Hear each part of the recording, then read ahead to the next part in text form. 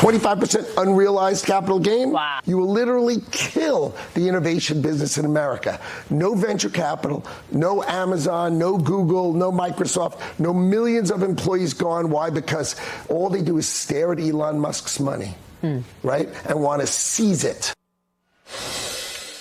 And that was the chairman and CEO of Cantor Fitzgerald, Howard Lutnick, with me on Fox Business's Mornings with Maria last week on the impact of Vice President Kamala Harris's proposed 25% tax on unrealized gains and the impact it will have on the economy and on family-owned businesses.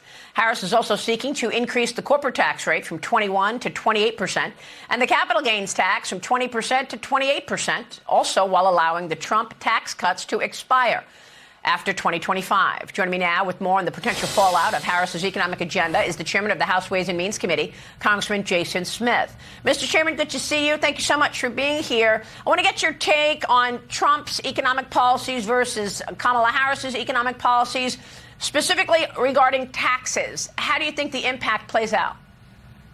Well, just look at Trump's economic policies.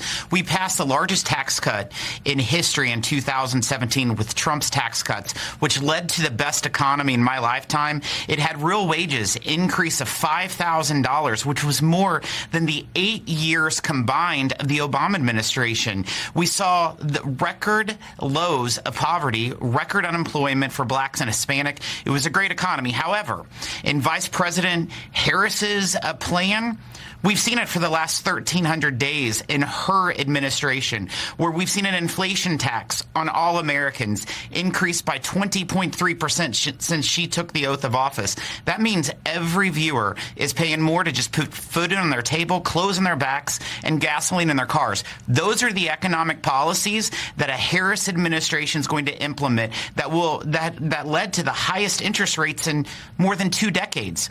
Well, individuals' credit cards debt is being maxed out. It's atrocious, Maria. Well, I want to zero in on some of these items in her playbook, and that is this 25% tax on unrealized gains. People need to understand that this is not just for the rich. If you own a home and the value of your home goes up in any particular year, that's quote-unquote unrealized gains. You're going to pay 25% tax on that. Same thing with your 401k. I mean, does she not understand the broad impact that could have? It's not just about rich people. Yes. Clearly, she doesn't understand the economic impact that it would have on just everyday working families. It is not just rich people that would be affected by these policies. That is what's so disturbing. That's what's so alarming. You talk about affecting economic growth in our nation. It's trying to put forward an unrealized tax on capital gains. This is atrocious, and unfortunately, the Biden-Harris administration has proposed it every year for the last 4 years in their budget. They are asking for the largest tax increase in the history of the nation. But what's even worse, Maria, is that they're wanting the individual rate on small businesses to be at 44%. That's almost 20 points higher than that of businesses in communist China. That's unacceptable. Well, the other thing is core inflation remains pretty significant and up there. I mean, core inflation has ticked up to 2.7%. That's stuck at the highest levels since May. If we get this dock worker strike next week, doesn't that spike inflation further? Let me tell you, the Biden-Harris administration knows how to increase inflation. When they took over from President Trump, inflation was 1.4%.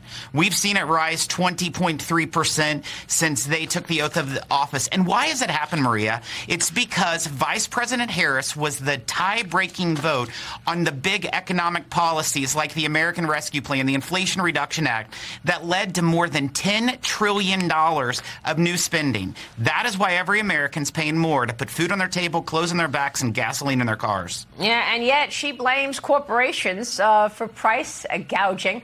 We'll keep watching that for sure. Congressman, good to see you. Thank you, sir.